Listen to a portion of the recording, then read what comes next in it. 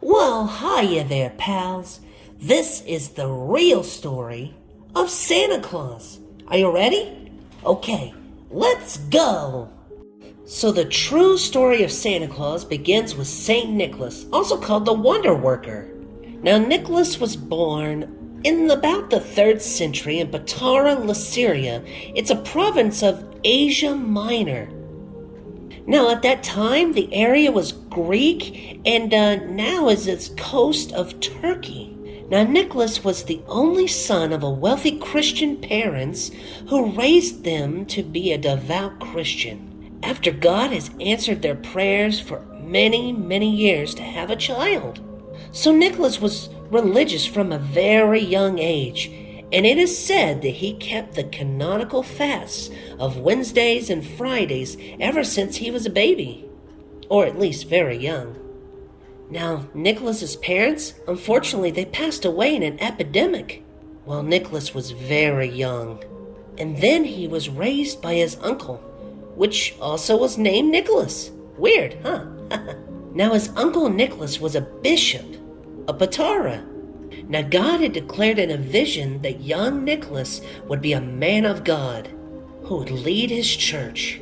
Now, young Nicholas, he obeyed Jesus' words that said, to be perfect, you had to go and sell all that you had and give to the poor, and that you would obtain treasures in heaven to come and follow him. So Nicholas did exactly that. He used all of his inheritance left from his parents, and he gave it to the needy, the sick, and the suffering. Upon that time, Nicholas grew up as a monk and then became priest at 19 years old.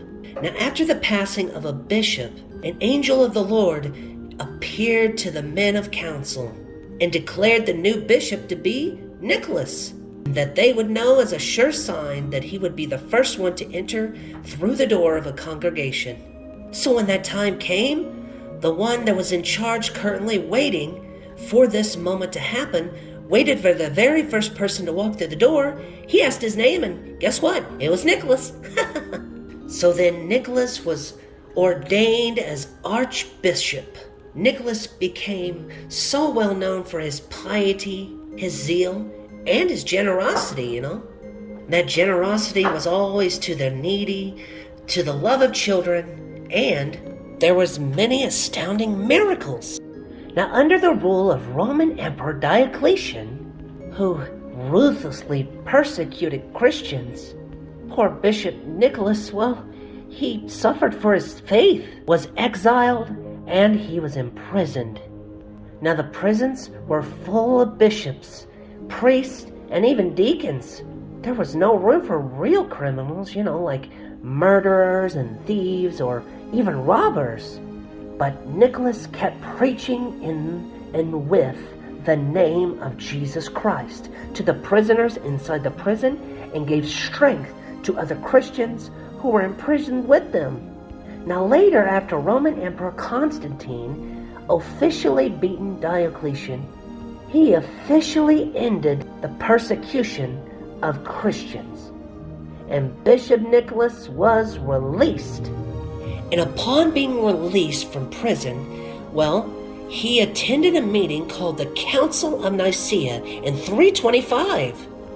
And afterwards, around 343, December 6th, that was the day that Saint Nicholas had passed away. That was the day that he was buried in the Catholic Church in Myria, Turkey. Until the year 1090. That's where they transferred his body to Bartley, Italy. And that's where this unique relic called manna formed in his grave. It was like this liquid-like substance, and it was said to have healing powers. So the anniversary of his passing, it turned into a celebration. It was called St. Nicholas Day, which was on December 6th.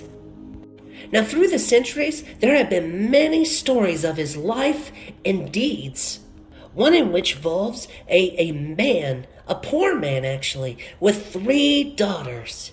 And in those days, the women's father had to offer a prospective husband something of value, like a dowry.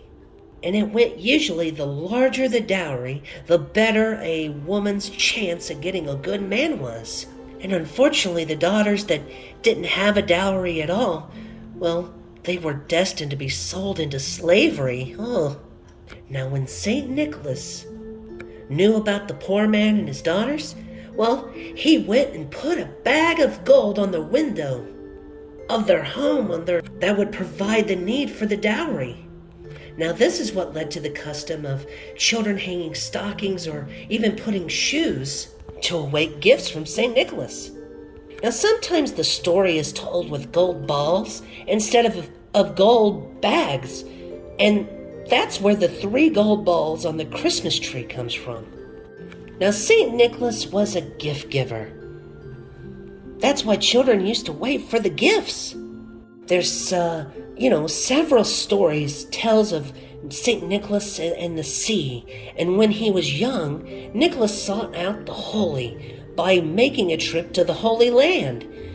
There he would walk where Jesus walked, and he would sought to be more deeply experienced of Jesus' life, his passion, and his resurrection. Now, upon returning, the sea, it became a mighty storm while on the ship, and it got so bad that it threatened the ship that it might tear the ship up or put over or something, But in that time, St. Nicholas would calmly sit down and pray, and the terrified sailors, they were absolutely amazed when they seen that the winds and the waves stopped, and they were calm after he prayed.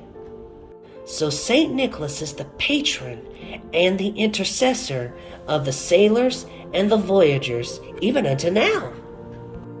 Even further, St. Nicholas is venerated by Catholics and Orthodoxes, and he's honored by the Protestants, by his generosity to those that are in need, especially children.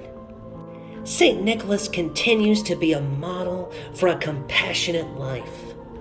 Now, St. Nicholas, or Santa Claus, is known all over the world by surprising many children with gifts, and especially those that are in need, always in the Christmas time. But regardless what gift you've received in Christmas past or Christmas to come, let us remember that we have an amazing, a living, and an eternal gift from God, that Jesus was sent into the world to be born of a woman, to die on a cross, to pay the price and penalty of our sin, of the whole entire world. Then he would resurrect in power and in glory, and that we, all of us in the whole entire world, may have a chance to forever be with the Lord in the fullness of joy and peace and the love of his presence. So let us remember today, friend, that Jesus truly is the reason for the season. And that, my friend, is the greatest gift we have ever gotten and that we could ever give. Merry Christmas, and God bless you.